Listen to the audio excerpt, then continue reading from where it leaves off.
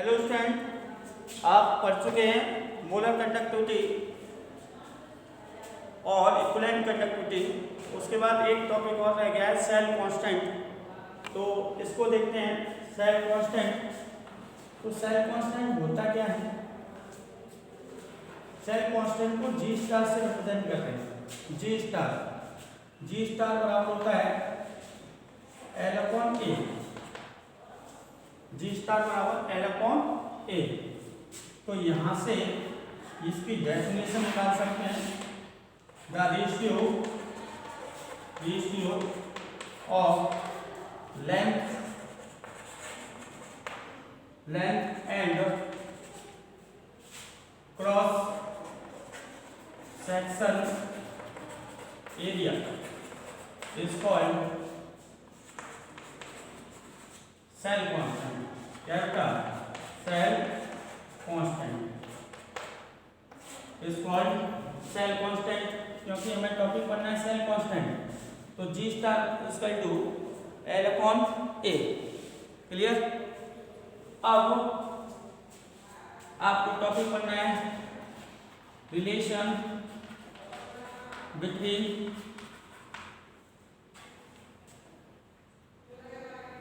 Kappa comma G and G star. Relation between kappa and G star. तो इधर देखें, kappa specific conductance होता है, जी कंडक्टेंस, और जी स्टार सेल कांस्टेंट। तो वी नो दैट, हम पढ़ चुके हैं। देखो, आज रेजिस्टेंस लेंथ के डायरेक्टली प्रोपोर्शनल होता है, बट क्रॉस सेक्शन एरिया के इनवर्सली प्रोपोर्शनल होता है। तो यहाँ पर ये बताता direct proportional L upon A, और प्रोपोर्शनल को हटाएंगे तो R is equal to rho L upon A. और रो निकालो यहाँ से। रो क्या है? Specific resistance. तो rho is equal to R A upon L. यही तो फॉर्मूला है, पहले पढ़ चुके हैं, इससे पहले वीडियो में देख चुके हैं आप। तो rho is equal to R A upon L. अब इसका रेसिप्रोकल कर दो। क्या करूं बेटा? Reciprocal 1 upon rho is equal to 1 upon R into L upon A. Reciprocal कर रहा हूं एल अपॉन ए। तो यहां देखें, कप्पा क्या है? Kappa is equal to 1 upon rho. Specific resistance reciprocal होता है। कप्पा क्या है? रेसिप्रोकल ऑफ स्पेसिफिक रेजिस्टेंस और 1 upon rho. G is equal to conductance क्या है? रेसिप्रोकल ऑफ रेजिस्टेंस और जी स्टार क्या है? एल अपॉन ए। अभी पढ़ा है, देखो जरा, जी स्टार बराबर एल अपॉन ए। तो यहां पर सबका रिलेशन दिया हुआ है 1 अपॉन रो। 1 अपॉन रो की जगह क्या लिख सकता हूं? Kappa into kappa equal to 1 upon R की जगह क्या? G into L upon A G star. तो ये रिलेशन आ जाता है kappa equal to G into G star. Clear? तो ये रिलेशन आता है kappa specific conductance and cell constant के बीच। क्या रिलेशन है? Kappa equal to G into G star. फटाफट से इसका स्क्रीनशॉट आप लीजिए। आगे हम करेंगे न्यूमेरिकल, किस प्रकार से न्यूमेरिकल सॉल्व किए जाएंगे इन सभी फॉर्मूले पर, किस प्रकार से न्यूमेरिकल को सॉल्व करते हैं। तो अब आगे हमारा है सभी टॉपिक कंडक्टेंस वाला हो चुका है। अब हमें इसके न्यूमेरिकल सॉल्व करने हैं। तो चलिए गाइस, फटाफट से इसका स्क्रीनशॉट डाल लीजिए। आगे चलते हैं न्यूमेरिकल पर पोर्शन पर। चलिए गाइस, अब चलते हैं न्यूमेरिकल पर। क्वेश्चन क्या है देखें जरा। The specific conductance the specific conductance specific conductance 0.05 n. Solution of an electrolyte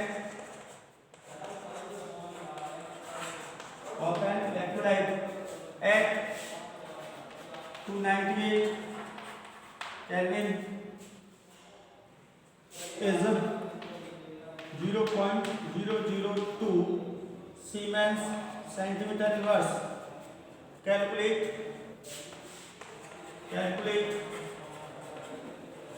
equivalent conductance.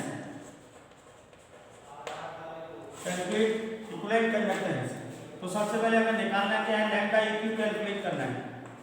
First calculate क्या करना है, equivalent conductance of the specific conductance 0.05 n, मतलब नॉर्मलिटी दे रखी है 0.05 n, ठीक है। फिर आगे चलते हैं, solution of electrolyte at 298 kelvin siemens centimetre inverse. Unit से पहचानो, किसकी वैल्यू है, कप्पा की। तो kappa equal to 0.002 siemens centimetre inverse. तो लैम्डा इक्यू निकालना है। अभी फॉर्मूला इससे पहले वाले वीडियो में ड्राइव किया था। लैम्डा इक्यू बराबर कप्पा इंटू 1000 अपॉन एन के। तो यहाँ देखें कप्पा की वैल्यू क्या है, 0.002 इंटू 1000 अपॉन n 0.05। तो इधर आगे देखें, इन दो पॉइंटों को उठाया, 2 जीरो लगा लिए, इन पॉइंटों को उठाया 3 को, तो 3 जीरो, ये 3 से 3 कैंसल, तो ये हो जाएगा 2 इंटू 100 अपॉन 5। ये पॉइंट को कैंसिल किए, तो 200 अपॉन 5 डिवाइड कर दो 40 सीमेंस सेंटीमीटर स्क्वायर और इक्विवेलेंट इनवर्स। यूनिट होती है लैम्डा इक्यू। तो एक बार फिर क्लियर करूंगा, specific conductance 0.05 n, solution of electrolyte at 298 kelvin is 0.025 siemens centimetre का इक्विवेलेंट कंडक्टेंस। तो लैम्डा इक्यू पूछ रहा है, नॉर्मलिटी दे रखी है, कप्पा की वैल्यू दे रखी है, डायरेक्ट फॉर्मूले में वैल्यू पुट करो, आपका आंसर ये बने। फटाफट से इसका स्क्रीनशॉट डाल लीजिए। आगे चलते हैं हम, लीजिए जल्दी, ले लिया। चलिए गाइस आगे चलते हैं, सेकंड न्यूमेरिकल पर क्या है देखो जरा।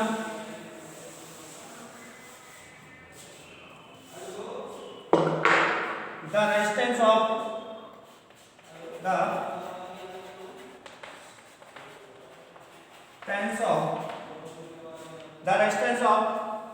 conductivity cell. The resistance of conductivity cell contain कितना, 0.001 m। Clear.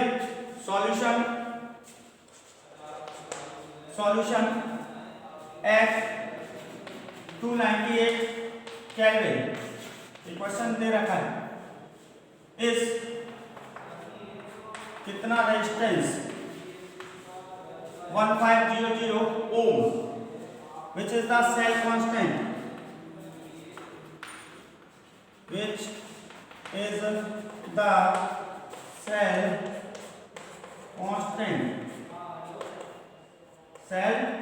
constant if conductivity of this cell, if conductivity of this cell is कितनी 0.146 10⁻³ सीमेंस सेंटीमीटर इनवर्स। क्लियर? तो न्यूमेरिकल को सॉल्व करने से पहले एक बार न्यूमेरिकल को हमें पढ़ना चाहिए कि पूछ क्या रहा है। The resistance of conductivity cell contain, इसका मतलब मोलारिटी दे रखी है, solution at 298 kelvin is resistance दे रखा है, which is the cell constant G star पूछ रहा है। If conductivity of this cell is, kappa की वैल्यू दे रखी है, तो सबसे पहले दे क्या रखा है वो चीज देखें। सबसे पहले कैपिटल M दे रखा है, मोलारिटी 0.01 M, क्लियर? रेजिस्टेंस दे रखी है 1500 ohm, which is the cell constant G star पूछ रहा है, क्वेश्चन मार्क, और कप्पा की वैल्यू दे रखी है 0.146 into 10⁻³ सीमेंस सेंटीमीटर इनवर्स। चलिए गाइस सॉल्व करते हैं।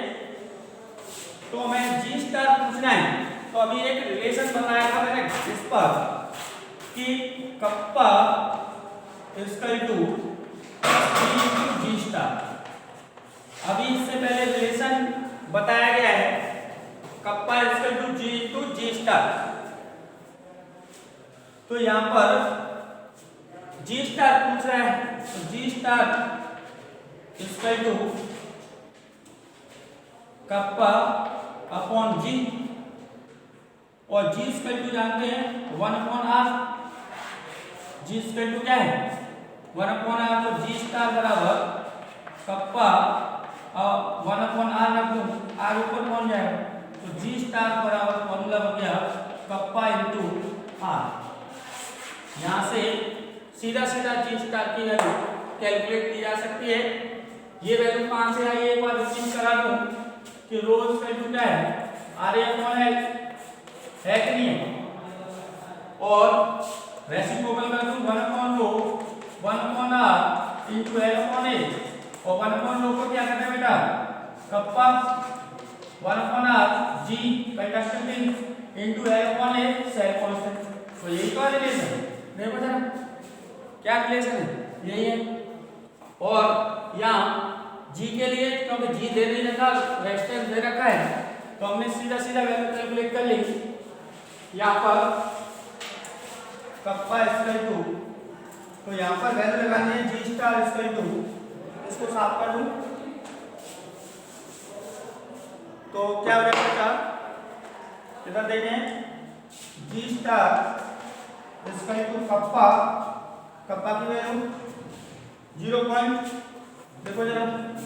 0.146 इंटू 10⁻³ इंटू 1500। क्लियर? तो यहाँ से इसकी पावर को 0.146 इंटू इसकी पावर बना दो 10⁻³ इंटू 15 इंटू 10⁻², अपॉन कोई है नहीं। अब देखें पावर 2 से ये 3, तो बचा क्या 0.146 इंटू 10⁻1 इंटू 15। अब इस पॉइंट को हटाऊं तो यहाँ पर 146 इंटू 10⁻1 इंटू 15 अपॉन 100, ये 10⁻2 हो जाएगा। तो ये पूरा मल्टीप्लिकेशन कैंसिल करने पर ये आ जाएगा 0.219 centimetre inverse G star unit centimetre. Clear? I hope एक बार क्लियर करा दूं कि आपको रिलेशन फॉर्मूले आपको कंफर्म है तो न्यूमेरिकल को सॉल्व करने में कोई प्रॉब्लम क्रिएट नहीं होगी। यदि आपको फॉर्मूले न्यूमेरिकल दे रखा है उसमें वैल्यू क्या क्या दे रखी है, जरा उसको पढ़ के आप वैल्यू दे रखी है उनको नोट डाउन करें। नोट डाउन करने के बाद आपको फॉर्मूला दे रखे हैं, तो ये वाला फॉर्मूला मोस्ट इंपोर्टेंट है kappa equal to G into G star. Relation. तो यहाँ से देखें तो यहाँ से आपको पता है और जी स्क्वायर टू 1/r जानते हैं, तो जी स्टार वाला कप्पा इनटू r हो गया, तो जी स्टार ही तो निकाल लें, बाकी जो किसी वैल्यू की जरूरत नहीं, ना तो मोलरिटी की जरूरत है, तो डायरेक्ट वैल्यू कैलकुलेट कर सकते हैं। आई होप क्लियर हो चुका होगा आपको न्यूमेरिकल। नेक्स्ट न्यूमेरिकल की ओर चलते हैं। चलिए गाइस नेक्स्ट न्यूमेरिकल करते हैं। नेक्स्ट न्यूमेरिकल क्या कह रहा है? Resistance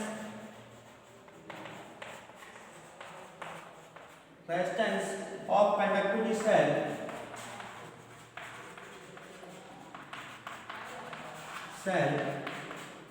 resistance of conductivity cell filled with 0.1 m KCl solution in 100 ohm। चलो आगे चलते हैं। if the resistance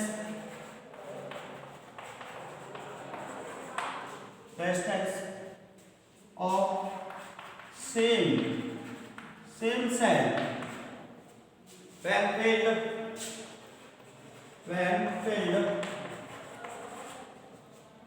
with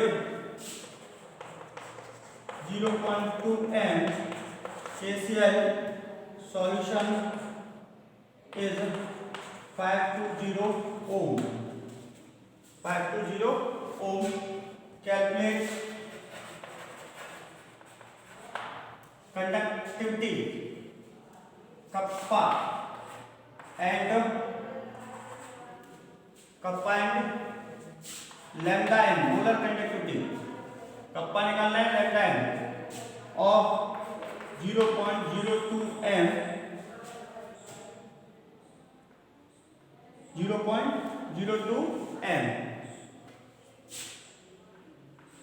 KCl solution के लिए, ठीक है।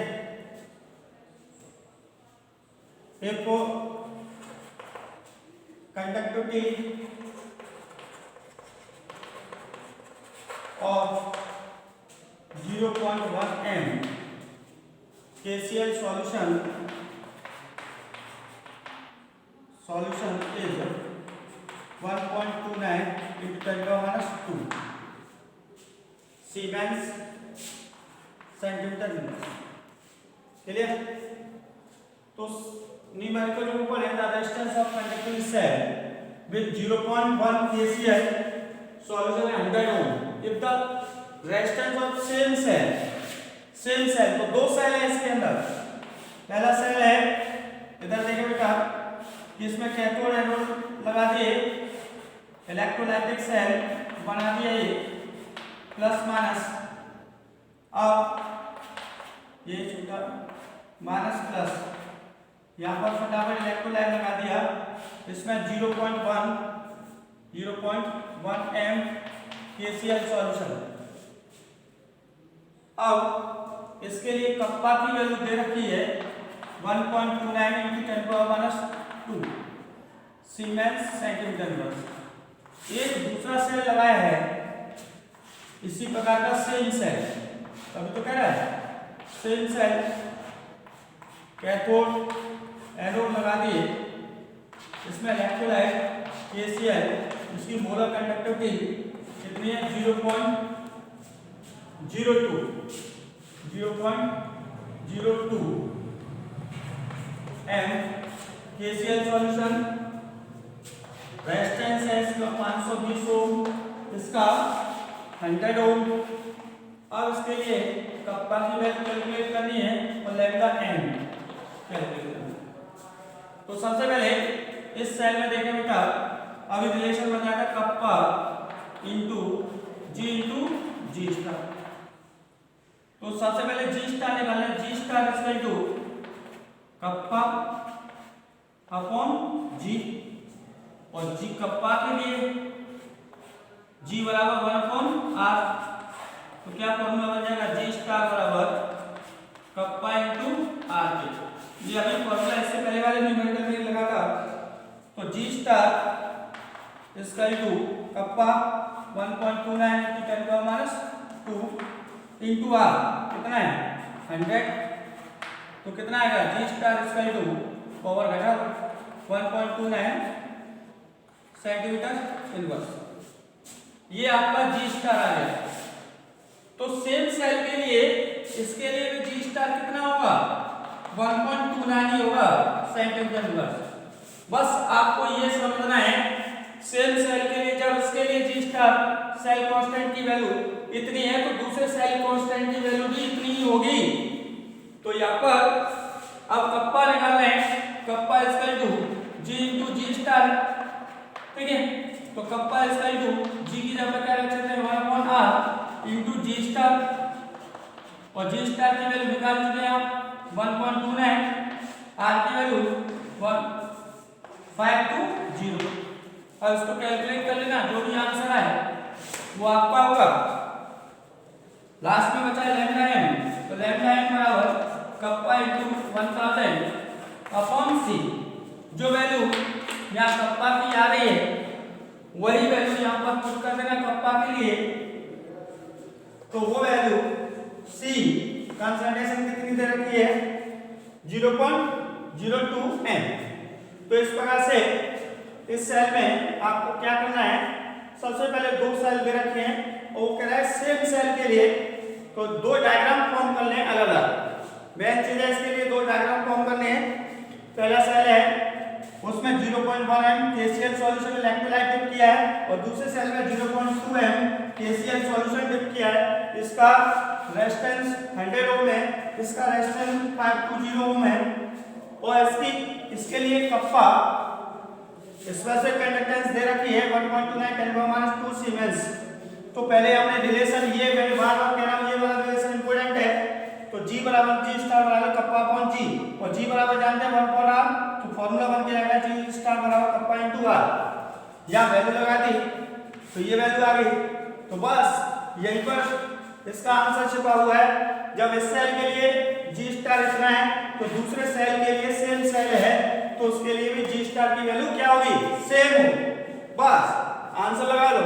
फिर क्या है फार्मूला लगा के आंसर को कैलकुलेट करो, खुद चेक करो और करके देखो कि आंसर सही आ रहा है या गलत आ रहा है। एनसीईआरटी का क्वेश्चन है, एनसीईआरटी से क्वेश्चन दिए हुए हैं इंडेक्स एक्सरसाइज के, उन क्वेश्चनों को सॉल्व कीजिए, सभी क्वेश्चन सॉल्व हो जाएंगे। थैंक्स आज के लिए।